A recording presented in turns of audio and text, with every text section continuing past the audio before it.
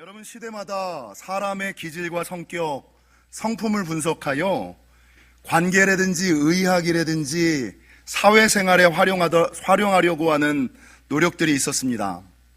17세기 조선시대 동의보감을 보면 이재마의 사상체질을 연구하여 사람을 태양인, 태음인, 소음인, 소양인으로 나눴죠. 저는 뭐 같으세요? 딱 보시기에 태음인, 역시 태음인 그러면 태음인이라는 사람이 가지고 있는 일반적인 성향, 체질, 취향 이런 것들이 그냥 딱 머리에 연상이 되잖아요. 여러분, 이것들이 이제 1970년도에 일본에서 혈액형 성격설이라는 것이 들어오기 시작했어요. 혈액형에 따라서 그 사람의 취향, 기질 이런 것들을 분석하고 판단하는 거예요. 여러분, A형, 저는 무슨 형 같을까요? 네, 저는 A형. 조금 더 세밀하게 말하면 저는 트리플 A형. 제가 얼마나 소심한지, 제가 얼마나 내성적인지 여러분은 모르실 거예요. 여러분, 제가 사람들 앞에서 말을 하는 목사의 길을 간다는 것은 기적입니다. 제가 여기서 사람들 앞에서 말을 하는 목사의 길을 간다는 것은 제 성격과 기질을 완전히 180도 바꿔서 하는 이 기적에, 그러니까 A형은 어떤 사람이에요? 좀 내성적이고 소심하고 세밀한 사람. O형은 어떤 사람이에요? O형 그러면 활발하고 긍정적이고. B형은 어떤 사람이에요? 조금 괴팍하고. B형은 천재 아니면 바보. 이게 우리 머리에 대충 그 사람의 성격을 보면 이 사람은 이런 성격, 이런 혈액형이기 때문에 요거를 조심해야 되고 요런 것들을 해야 되는구나 이해가 되잖아요. 그래서 그 사람과의 관계에 도움이 되잖아요. 이게 1970년도에 일본에서 들어온 혈액형 성격설이었어요. 근데 여러분, 1994년 이제는 젊은 사람들은 더 이상 혈액형을 묻지 않고 뭘 얘기해요? MBTI라는 거를 물어보거든요. 여러분, 이 MBTI라는 것은 혈액형에 따른 분류가 아니라 사람의 행동 유형에 따른 분류. 그래서 16가지 MBTI 유형이 나온대요. 그 사람이 외향적으로 행동하느냐, 내향적으로 행동하느냐, 감각적으로 행동하느냐, 직관적으로 행동하느냐, 머리를 쓰면서 사고형으로 사고하면서 행동하느냐, 감정적으로 행동하느냐, 판단형 준비하면서 하느냐, 인식형 그냥 되는 대로 하느냐, 요거에 따라서 16가지 성격 유형이 나오고, 정도환 목사는 뭘까요? 저는 A형에다가 트리플 A형에다가 태음인, MBTI는 세계에 1%밖에 없다라고 얘기하는 INFJ에서 종교인들이 많대요. 마더 테레사라든지 마틴 루터 킹 이런 분들, 스가랴 선지자나 엘리야 선지자, 이게 이제 INFJ 이렇게 얘기를 해요. 저는 INFJ형입니다. 근데 요즘에 와서 2025년도에 젊은 애들이 쓰는 용어가 새로 나왔어요. 여러분, 테토녀, 애견남 테토녀 이런 단어 아세요? 애견남, 걔 애견남이야, 걔 애견녀야, 걔 테토남이야, 걔 테토녀야. 요게 뭔지 아세요? 여러분, 사상 체질에 의한 분류, 혈액형에 대한 분류, 행동 유형에 따른 분류를 하다가 이제는 사람을 성 호르몬으로 분류하는 거예요. 남성 호르몬이 많은, 테스토스테론이 많은 사람들은 테토남, 남자인데 남자 같은. 여러분, 저는 어떤 것 같아요? 제가 테토남이에요?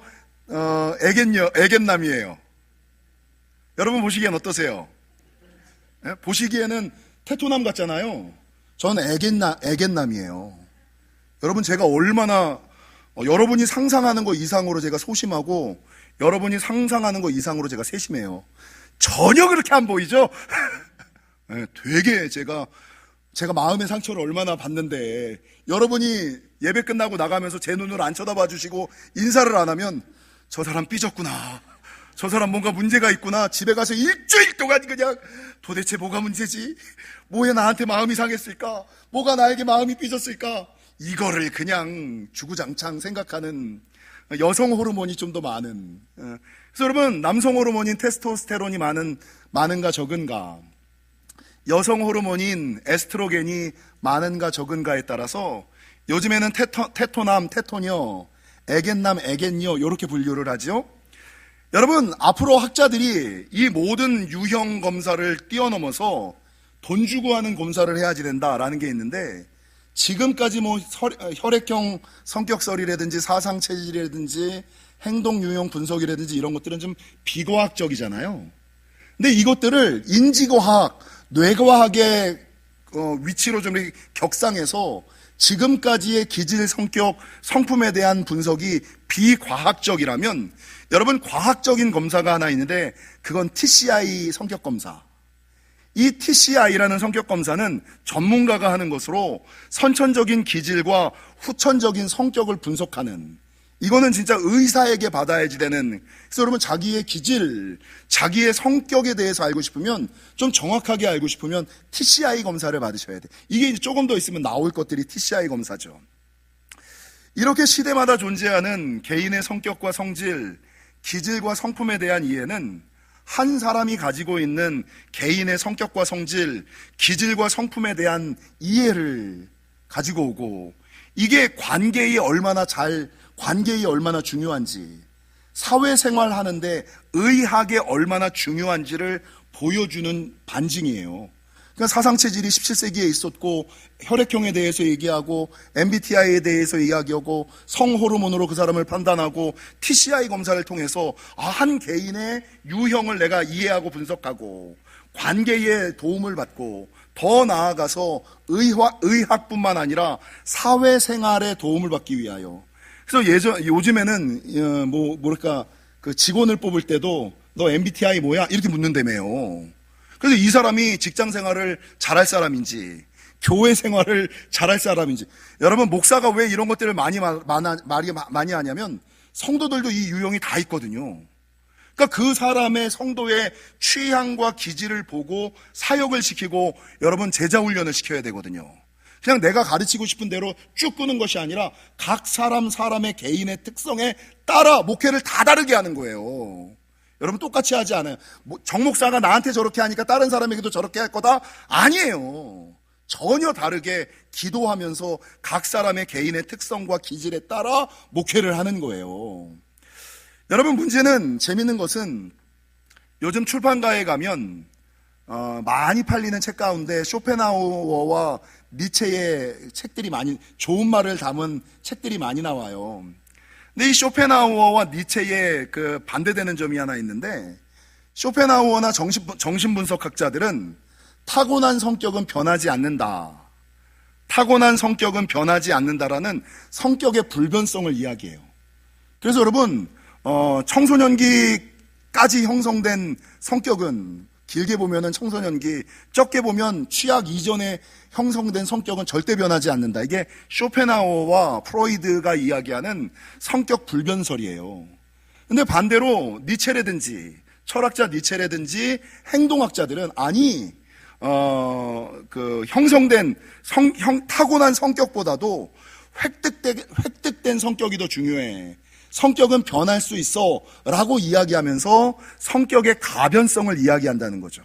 그러니까 어떤 사람들은 성격의 불변성을, 어떤 사람은 성격의 가변성을 믿고 살아가는데, 과연 성경에서는 뭘 지지할까요? 성격이 변하나요? 변하지 않나요?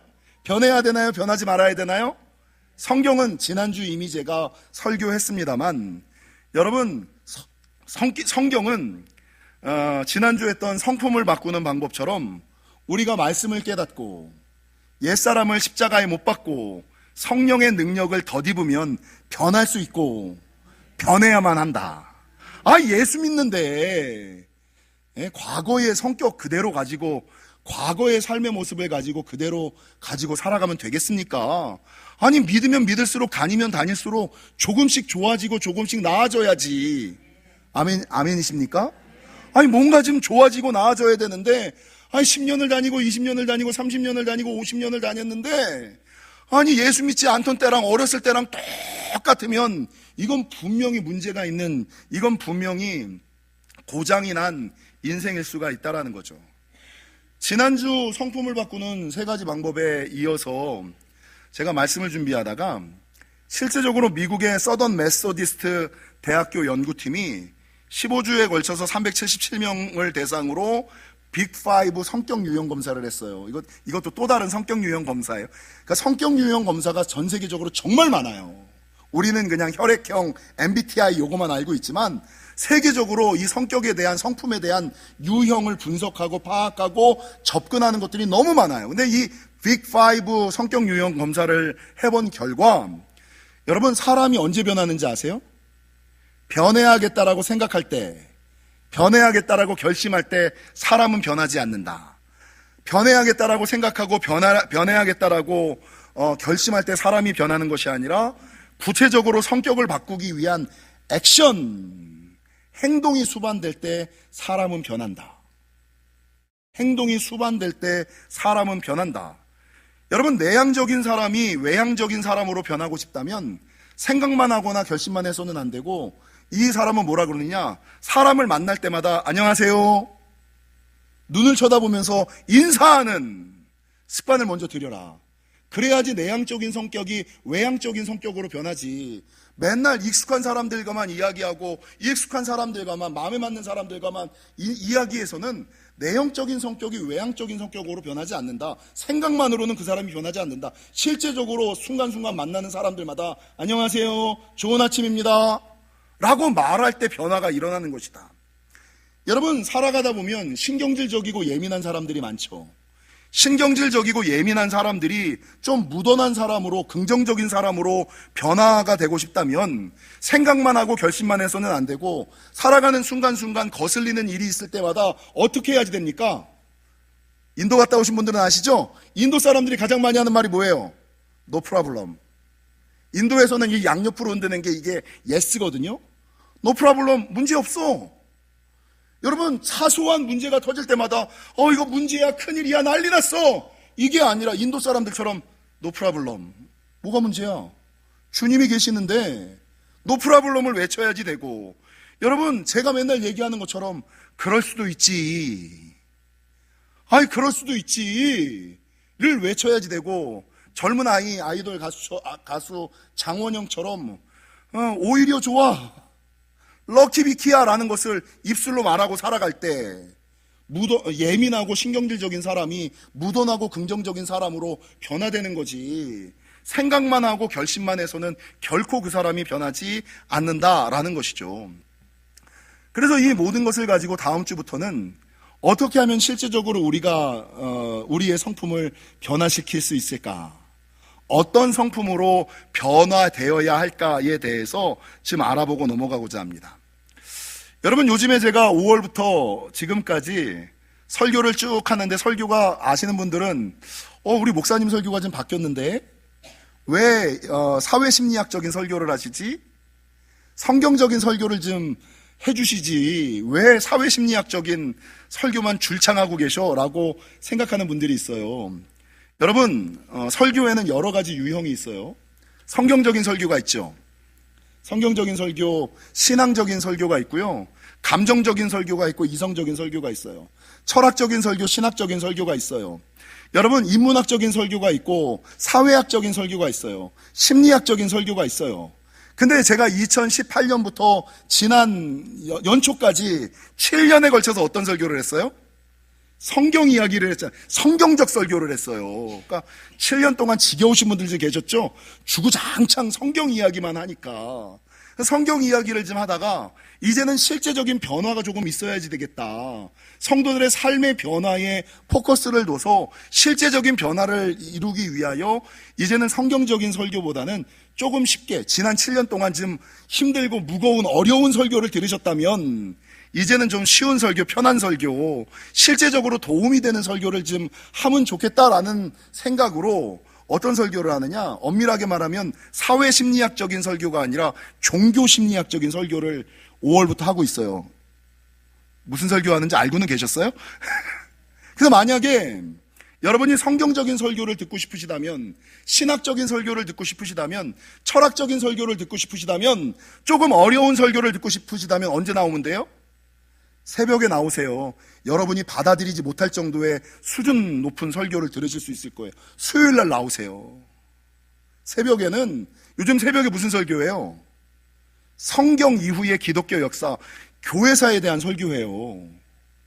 교회사에 왜 저런 설교를 내가 들어야 되지? 라고 생각하는 것을 AD 100년에서부터 지금 몇 년까지 왔냐면 1700년 18세기까지 1600년에 걸쳐서 지금 새벽에 설교했어요. 그러니까 철학적이고 신학적인 설교를 듣고 싶으시다면 새벽에나 수요예배에 나오시면 돼요. 좀 뜨거운 설교, 감정적인 설교를 듣고 싶으시다면 언제 나오시면 돼요? 예, 이번 주부터 재개하는 금요 성령 집회를 나오시면 돼요. 그러면 뜨거운 설교, 감성적인 설교, 감정적인 설교를 들으실 수 있을 거예요. 정도환 목사의 설교는 주일 설교와 새벽 설교, 수요 설교, 금요 설교가 다 다르게 설교되어짐을 기억하시고, 여러분 왜 저렇게 쉽게만 설교하지? 왜 저렇게 사회 심리학적인 설교만 하지? 라는 생각을 하지 마시고, 이게 엄밀하게 말하면 종교 심리학적 설교고, 성경을 베이스로 사회학과 심리학을 풀어가는 것임을 기억하시고, 좀 들어주세요. 들어주시고, 그런 의도에서 설교하는구나, 이렇게도 설교하는구나를 좀 이해해 주시는 저와 여러분이 되시기를 주님의 이름으로 간절히 축원합니다. 지난 5월부터 계속해서 드리는 설교, 성품이 바뀌어야 관계가 바뀌고, 관계가 바뀌어야 인생이 바뀐다. 그러니까 내 인생이 바뀌기 위해서 제일 먼저 신경 써야지 되는 것은 그 사람이 아니라 누구의 무엇이라고요? 내 성품과 성격, 기질이 바뀌면 관계가 바뀌고, 관계가 바뀌면 여러분 인생이 바뀐다. 여러분, 이런 성품은 보통 일반적으로 사람의 성품은 좋은 성품과 나쁜 성품을 가지고 있고요. 오늘 성경 본문에 보면 신의 성품, 하나님의 성품이 있는가 하면 사람의 성품, 세상의 성품, 사탄의 성품 두 가지로 대별되어져요. 그러니까 어떤 사람이 좋은 성품을 가지고 살아가는 사람이 있는가 하면 어떤 사람은 나쁜 성품을 가지고 살아가고, 어떤 사람은 신의 성품, 하나님의 성품, 영적인 성품을 가지고 살아가는가 하면 어떤 사람은 교회 생활을 그렇게 오래 함에도 불구하고 사람의 성품, 여러분 세상의 성품, 사탄의 성품을 가지고 살아가는 사람들이 많다는 거죠. 여러분, 저는 개인적으로 우리가 성품이라고 얘기할 때 그냥 일반적인 의미에서의 성품은 개인의 성질이나 됨됨이를 얘기하지만, 믿음의 사람들이 이야기하는 성품이라는 것은 이 성자에 거룩할 성자를 써서 거룩한 성품, 하나님의 성품을 닮아야지 된다라고 이야기하고 싶어요. 그러니까 오늘 본문도 보십시오. 오늘 본문 1절에 보면 너희가 그리스도와 함께 다시 살리심을 받았으면, 2절 위의 것을 생각하고 땅의 것을 생각하지 말라. 그리고 여러분 5절 땅에 있는 지체를 좀 죽여라. 땅에 있는 것만 좀 생각하지 말고 위의 것을 좀 생각하면서 땅의 지체를 좀 죽여라. 땅의 지체라는 것이 무엇이냐? 5절 음란과 부정과 사욕과 악한 정욕과 탐심이고, 8절 분함과 노여움과 악의와 비방과 너희 입에 갑자기 마이크가 왜 울리죠? 부끄러운 말이다라고 얘기를 하고 있는 거예요. 아니, 너희가 새 사람을 입으라.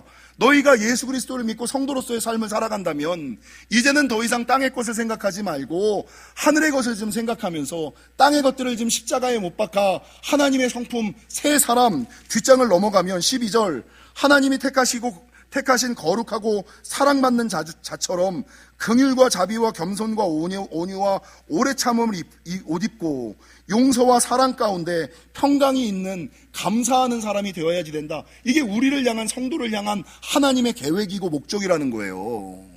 그러면 과연 내가 세례를 받고 교회 생활을 하면서 땅의 것을 생각하지 않고 하늘의 것을 생각하며 땅에 있는 지체, 세상과 사탄의 성품들을 죽이며 신의 성품, 하나님의 성품을 닮아 새 사람으로 옷을 입으려고 하며 살아갈까? 성품을 바꾸는 세 가지 방법. 첫 번째, 말씀을 깨달아야 된다. 십자가에 못 박아야 된다. 성령의 능력을 덧입어야 된다. 뭐가 세상의 성품이고 사탄의 성품이고 내 성품은 어떻고 하나님이 원하시는 성품이 뭔지를 알아야 내 성품의 변화가 그때부터 시작된다라는 것이죠. 여러분, 수많은 사람들이 성품을 분류하기를 여러 가지로 분류해요. 우리 교회 유치부에서 성품을 하잖아요. 좋은 나무 성품학교. 여기서 몇 가지 성품을 이야기합니까?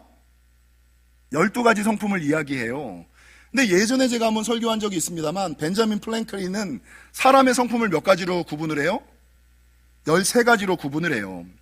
여러분 아시아 코칭센터 우수명 대표는 그의 척에서 사람의 성품을 24가지로 분류하고 있고요. 2016년도에 제가 여러분들과 함께 다니엘 세일의 특별 새벽기도회에서 예수님의 품성 담기를 설교했어요. 이때 정도환 목사는 몇 가지 성품을 얘기했을까요? 26가지 성품을 얘기했어요. 그리고 조금 더 넘어가서 영생교회의 송재근 목사는 성품을 몇 가지로 이야기하냐면 57가지라고 얘기를 해요. 근데 다 누워서 그냥 간단하게 종합적으로 영생교회 송재근 목사가 얘기하는 사람의 성품 57가지 중에 이 57가지 중에 좋은 성품이 있고 나쁜 성품이 있고 위험한 성품이 있고 발전적인 성품이 있고 장려할 만한 성품, 발전적인 성품이 있다 그래요. 요것만 제가 간단히 말씀드릴게요. 여러분, 좋은 성품이 뭘까요? 가져야지 되는 성품, 덕이 되는, 도움이 되는 성품은 정직, 배품, 관용, 선함, 의리, 책임감, 이타성, 사랑, 경고성, 보은, 순종, 화합과 양보, 감사, 순리, 겸비, 친절, 자비, 온유, 인내, 낙관.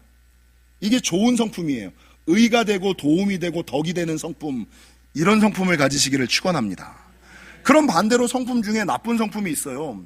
이 나쁜 성품은 첫 번째 거짓, 영리, 무조건 반대하는 거죠. 여러분, 교만, 탐욕, 보복, 눈에는 눈, 이에는 이, 나는 받은 대로 갚아줘야지만 직성이 풀려. 이것도 나쁜 성품이에요.